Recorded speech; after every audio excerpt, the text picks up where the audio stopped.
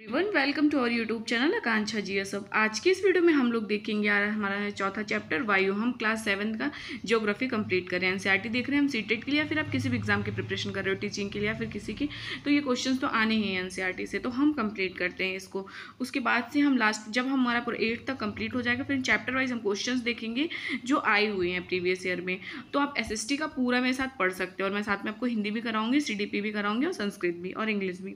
तो आप लोग प्लीज़ वीडियो को एक बार ही लाइक कर दीजिएगा, कमेंट और चैनल को सब्सक्राइब कर दीजिएगा। लाइक आप करते नहीं हो तो लाइक कर दीजिएगा। तो हमारे इस चैप्टर का नाम है वायु।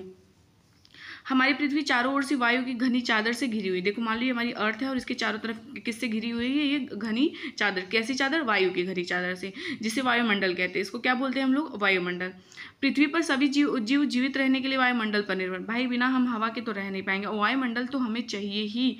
बिना वायुमंडल के कोई नहीं जीवित रह पाएगा। यह हमें सांस लेने के लिए वायु प्रदान करता है एवं सूर्य की किरणों के हानिकारक प्रभाव से हमारी रक्षा करता है। यदि सुरक्षा की यह चादर ना हो तो हम दिन के समय में गर्मी से तप कर एकदम जल सकते हैं, और रात के समय ठंड में जम जाएंगे। रात को ठंडे जम जाएंगे, और अगर मान लो दिन में किसी तरह बचे रहेंगे जलने से, तो फिर रात को ठंडे में एकदम हम लोग बर्फ बन जाएंगे। यह वायु राशि है, अतः ये क्या है? वायु राशि, जिन्हें पृथ्वी के तापमान रहने योग्य बनाता है।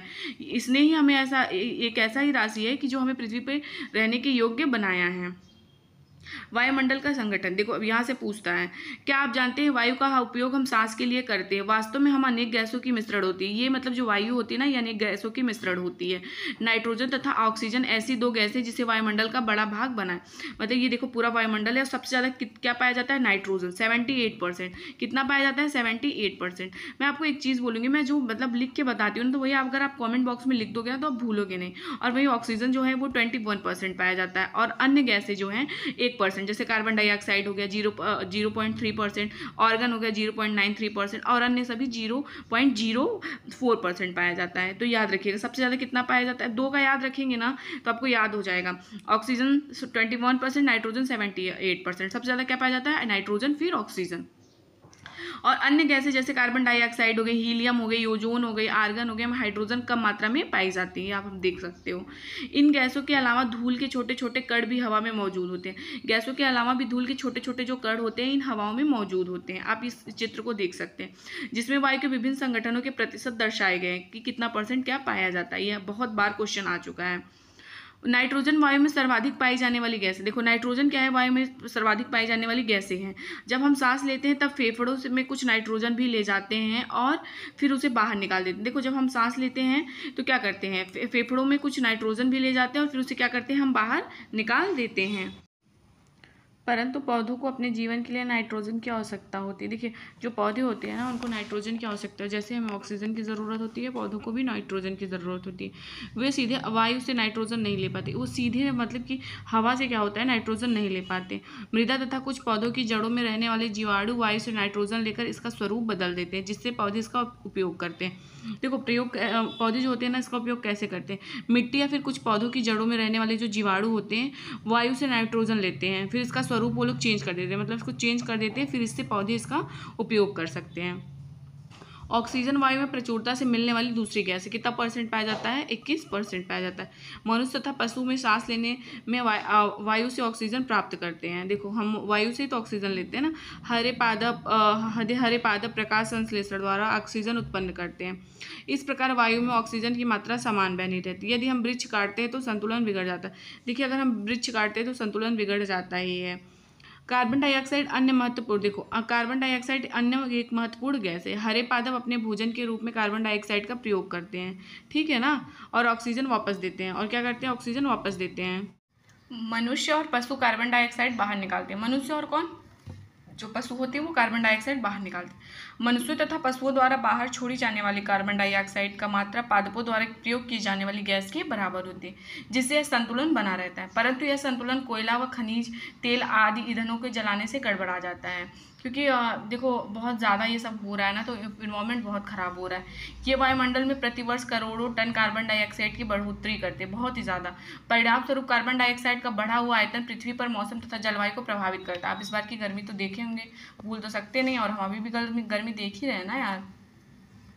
वायुमंडल की संरचना, यहाँ से क्वेश्चन हर बार आता है। वायुमंडल की संरचना, वायुमंडल को 5 परतों में विभाजित किया गया है। किसमें? 5 परतों में।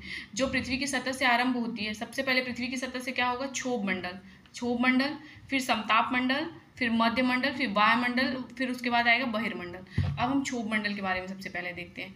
यह परत जो है ना, वायुमंडल की सबसे महत्वपूर्ण परत है। यहाँ से क्वेश्चन पूछेगा, पहले तो आपको लगाने के लिए आ जाएगा। सबसे पहले क्या आएगा? क्षोभ मंडल, समताप मंडल, मध्य मंडल, ठीक है, फिर वायुमंडल, फिर बहिर्मंडल।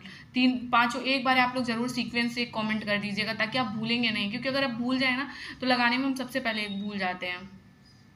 इसकी औसत ऊंचाई 13 किलोमीटर है। इसकी औसत ऊंचाई कितनी? 13 किलोमीटर। हम इसमें मंडल में मौजूद वायु में सांस, इसी मंडल में हम क्या करते हैं? वायु में सांस लेते हैं, ठीक है। मौसम की लगभग सभी घटनाएं, आपसे पूछेगा मौसम की सभी लगभग सभी घटनाएं, जैसे कोहरा, ओला वर्षा, किसमें होता है? तो क्षोभ मंडल में होता है। ये चीज़ याद रखिए। फिर आता है समताप मंडल। क्षोभ मंडल के ऊपर का भाग समताप मंडल कहलाता है। यह लगभग 50 किलोमीटर की ऊंचाई तक फैला हुआ है। कितना? 50 किलोमीटर तक की। यह परत बादलों एवं मौसम संबंधित घटनाओं से लगभग मुक्त होता है। ये किससे मुक्त होता है? बादल और मौसम संबंधित घटनाएं। आपसे पूछेगा कि जहाज उड़ने के लिए कौन सा आदर्श होता है, तो यही समताप मंडल। समताप मंडल जहाज के लिए होता है। समताप मंडल एक महत्वपूर्ण विशेषता ये है कि ओजोन गैस की परत होती है। ये भी पूछेगा ओजोन गैस की परत किसमें होती है? तो समताप मंडल में होती है। यह परत सूर्य से आने वाली हानिकारक किरणों से हमारी रक्षा करती है। सूर्य आने वाली कोई भी किरणें, पैराबैग्निक किरणें वगैरह से ये हमारी रक्षा करती है। मध्यमंडल वायुमंडल की तीसरी परत है। मध्यमंडल जो है ये वायुमंडल की तीसरी परत है। यह समताप मंडल के ठीक ऊपर होती है। लगभग 80 किलोमीटर की ऊंचाई तक फैला। अंतरिक्ष से, आपसे पूछेगा अंतरिक्ष से प्रवेश करने वाला उल्कापिंड कहाँ पे आने पर जल जाता है? तो यही मध्यमंडल में, ठीक है। फिर आता है हमारा वायुमंडल। वायुमंडल में बढ़ती ऊंचाई के साथ तापमान अधिक तीव्रता से बढ़ता है। आयन मंडल इस परत का एक भाग है। आयन मंडल इसी परत का भाग है। आपसे पूछेगा कि ये कितने किलोमीटर तक है? 80 से 100। और दूसरी बात ये 80 से 400 किलोमीटर तक है। रेडियो संचार, यही पूछेगा रेडियो संचार कैसे होता है? तो इसी में होता है, वायुमंडल में। रेडियो के लिए इस परत का उपयोग, वास्तव में पृथ्वी से प्रसारित रेडियो तरंगों इस परत द्वारा पुनः पृथ्वी पर परावर्तित कर दी जाती है। बहिर्मंडल वायुमंडल की सबसे ऊपरी परत को बहिर्मंडल के नाम से जाना जाता है। इसमें ये वायु की पतली परत होती है। इसमें जैसे हल्की गैसें, हीलियम हो गई, हाइड्रोजन हो गई, अंतरिक्ष में तैरती रहती हैं। मौसम एवं जलवायु, मौसम और जलवायु के बारे में देखते हैं। क्या आज दिन साफ होगा और धूप निकले? कितनी बार हम क्रिकेट प्रेमियों के मुंह से एक दिवसीय मैच के बारे में, अरे कि मतलब बारिश होने लगा, इस वजह से नहीं हुआ, अगर बारिश बंद होगी तभी मैच स्टार्ट होगा, नहीं तो ऐसा हो जाएगा, वैसा हो जाएगा। और यदि हम कल्पना करें कि हमारा शरीर एक रेडियो और मस्तिष्क उसके स्पीकर है, तो मौसम उसके नियंत्रण बटनों से छेड़छाड़ करता रहता है, ठीक है। मौसम वायुमंडल की प्रत्येक घंटे तथा प्रतिदिन की स्थिति होती है। मौसम क्या होता है? मौसम जो होता है वायुमंडल की प्रत्येक घंटे तथा प्रतिदिन की स्थिति होती है। आर्द्र एवं गर्म मौसम किसी को भी चिड़चिड़ा हुआ, भाई गर्मी में बहुत ज़्यादा और आर्द्रपन बहुत चिड़चिड़ा लगता है ना। अच्छी हवादार मौसम हमें आनंद देता है और हम घूमने की योजना भी बना सकते हैं, मतलब अच्छे मौसम में। हम लोग का तो क्या है, हम लोग संगम चले जाते हैं घूमने कभी कभी यार, रोज़ तो नहीं, रोज़ तो पढ़ना रहता है। फिर मौसम नाटकीय रूप से दिन प्रतिदिन बदलता रहता है। मौसम जो है नाटकबाज आदमी है, हमेशा बदलता रहता है। अभी देखो धूप हो जाएगा, धूप के साथ बारिश हो जाएगा, फिर बहुत तेज बारिश, फिर बादल कर लेगा, इस तरह से ये मौसम है। किंतु दीर्घकाल में किसी स्थान का औसत मौसम उस स्थान की जलवायु बताता है। लेकिन दीर्घकाल में, लंबे समय की बात कर रहा है, किसी स्थान की मौसम जो है उस स्थान की जलवायु बताता है। क्या आप समझ गए कि मौसम का दैनिक पूर्वानुमान क्यों करते हैं? आप समझ रहे हो ना जी। तापमान, आप प्रतिदिन जिस तापमान का अनुभव करते हैं वायुमंडल का तापमान होता है। देखो आप प्रतिदिन जिस तापमान का अनुभव करते हैं वह तापमान वायुमंडल का तापमान होता है, ठीक है, याद रखिएगा। हमेशा किसका है? वायुमंडल का। वायु में मौजूद ताप शीतलता के परिणाम को तापमान कहते हैं। वायुमंडल का तापमान केवल दिन और रात में ही नहीं बल्कि ऋतुओं के अनुसार भी बदलता है। देखो वायुमंडल का तापमान केवल दिन रात में नहीं, ऋतुओं के अनुसार भी बदलता है। शीत ऋतु की अपेक्षा ग्रीष्म ऋतु में ज़्यादा गर्म होते हैं। आतपन से क्वेश्चन आता है। आतपन एक महत्वपूर्ण कारक है जो तापमान के वितरण को प्रभावित करता है। सूर्य से आने वाली वह ऊर्जा जिसे पृथ्वी रोक लेती है उसको आतपन कहते हैं, ठीक है। आतपन का याद रखिए। आतपन जिसको सूर्यताप की मात्रा भूमध्य रेखा से ध्रुव की ओर घटती है, इसलिए आतपन उसी प्रकार घटता जाता है। क्या आप समझ गए कि ध्रुव बर्फ से ढके हुए हैं? यदि पृथ्वी का तापमान अत्यधिक बढ़ जाता है तो इतनी गर्म हो जाती है कि यहाँ कुछ फसलें नहीं उग सकेंगी। हाँ यार, ऐसा ही होता है। गांव के बच्चा नगरों का तापमान बहुत अधिक होता है यार। हम लोग गांव में इसीलिए गर्मियों में भाग जाते हैं छुट्टियों में। दिन के समय ऐसा फेल्ट से बनी सड़कें एवं धातु कंक्रीट से बने भवन गर्म हो जाते हैं। रात के समय यह उष्मा मुक्त हो जाते हैं। देखो, हमने देखा है गर्मी के टाइम पे कितना गर्म हो जाता है यार। रूम, हम लोग का रूम तो ऊपर ही है, एक रूम है, उसी में खाना वाना सब बनाना, इतना गर्म एकदम खौलने लगता है, पूछो मत। नगर के भीड़ वाले उच्च भवन गर्म वायु को रोक लेते, जिससे नगरों का तापमान क्या होता है ना, बढ़ जाता है। तापमान को मापने की इकाई डिग्री सेल्सियस, इसका आविष्कार एडर सेल्सियस ने किया था। सेल्सियस पैमाने पर 0 डिग्री, मतलब पैमाने पर जल 0 डिग्री सेल्सियस पर जमता है और 100 डिग्री सेल्सियस पर यह उबलता है। वायुदाब देखते हैं हम लोग। वायुदाब, यह जानकर आपको आश्चर्य होगा कि वायु हमारे शरीर पर उच्च दाब के साथ बल लगाती है। हमें देखो आश्चर्य तो होगा ही, वायु जो हमारे शरीर पर उच्च दाब के साथ बल भी लगाती है, किंतु हम इसका अनुभव नहीं करते। हम इसका अनुभव इसलिए नहीं करते हैं क्योंकि वायु का दाब हमारे ऊपर सभी दिशाओं में मतलब लगता है और हमारा शरीर विपरीत बल लगाता है। इसलिए पृथ्वी की सतह पर वायु के भार के द्वारा लगाया गया दाब वायुदाब कहलाता है। ठीक है। वायुमंडल में ऊपर की ओर जाने पर तेजी से गिरने लगता है। समुद्र स्तर पर वायुदाब का सर्वाधिक होता है और ऊंचाई जाने पर यह घटता जाता है। वायुदाब का क्षैतिज वितरण किसी स्थान पर उपस्थित वायु के ताप द्वारा प्रभावित होता है। अधिक तापमान वाले क्षेत्रों में वायु गर्म होकर ऊपर उठती है। यह निम्न दाब क्षेत्र बनाता है।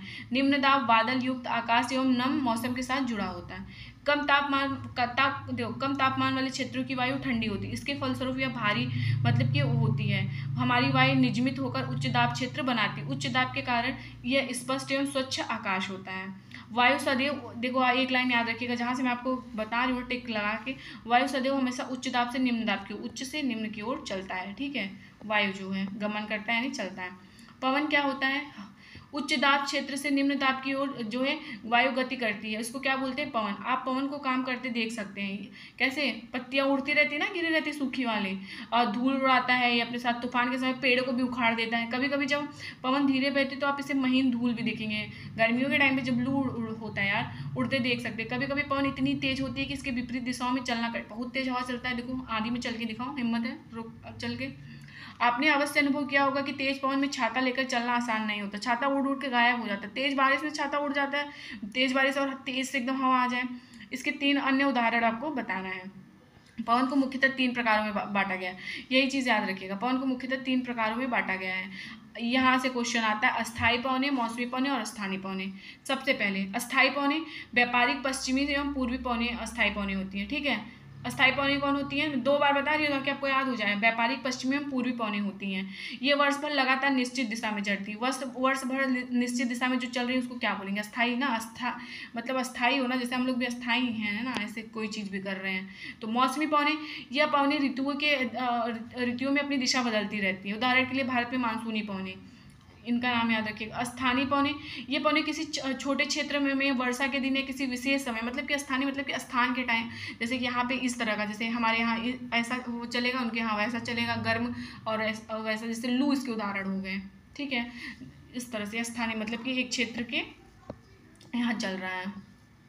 आर्द्रता हम देखते हैं, जब जल की पृथ्वी की विभिन्न जलाशयों से वाष्पित होता है तो यह जलवाष्प बन जाता है। वायु में किसी भी समय जलवाष्प की मात्रा को आर्द्रता कहते हैं। आर्द्रता किसको कहते हैं यार? वायु में किसी भी समय जलवाष्प की मात्रा को आर्द्रता कहते हैं। जब वायु में जलवाष्प की मात्रा अत्यधिक हो जाती है तो उसे हम आर्द्र दिन कहते हैं।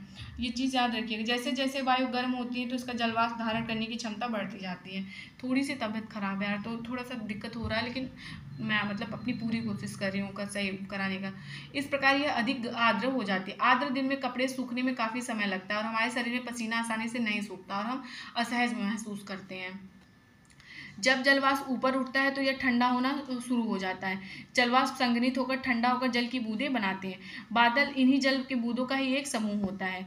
ये जल की ये बूंदें इतनी भारी हो जाती है कि वायु में तैर ना सके, तब ये वर्षा के रूप में नीचे आ जाती है। जब ये तैर नहीं पाती तो क्या करती है, भारी भाई बहुत चीज़ हो जाता है तो क्या करती है, वो नीचे आ जाएगी। आकाश में उड़ते हुए जेट जो हवाई जहाज अपने पीछे सफ़ेद पद चिन्ह छोड़ते हैं। इनके इंजनों से निकली नमी संघनित हो जाती। वायु के गतिमान न रहने की स्थिति में संघनित नमी कुछ देर तक पथ के रूप में दिखाई पड़ती है। पृथ्वी पर जल के रूप में गिरने वाला वर्षा वर्षा कहलाता है। ज़्यादातर भौम जल वर्षा जल से ही प्राप्त होता है। भौम जल किससे प्राप्त होता है? वर्षा जल से। पौधे जल संरक्षण में मदद करते हैं। पौधे जो होते हैं वो जल संरक्षण में मदद करते हैं। जब पहाड़ी पार्श्वों से कट जाते हैं तो वर्षा जल अनावृत पहाड़ों से नीचे बहता है एवं निचले इलाकों में बाढ़ का कारण बन जाता है। ये क्रियाविधि के आधार पर वर्षा को 3 प्रकार में बांटा गया। संवहनीय वर्षा, पर्वतीय वर्षा और चक्रवाती वर्षा। 3 प्रकार के होते हैं। पौधे तथा जीव जंतुओं को जीवित रहने के लिए वर्षा बहुत ही इंपॉर्टेंट है भाई। बिना पानी के तो कुछ हम नहीं, पानी नहीं रहेगा यार तो फिर समझ रहे हो ना, नहीं रह पाएंगे, यही है। तो आप लोग प्लीज़ वीडियो को लाइक करिएगा, कमेंट और चैनल को शेयर सब्सक्राइब। अगर आपको नोट्स लेना तो 49 रुपीज़ का कमेंट में जो नंबर है आप उस पर मैसेज करिएगा व्हाट्सएप पे, मैं आपको बता दूँगी। 49 रुपीज़ में हिस्ट्री, ज्योग्राफी, पॉलिटी तीनों हैं और चैप्टर वाइज है, आपको लाइन टू लाइन दिया हुआ है। तो प्लीज़ वीडियो को लाइक करिएगा। Thank you.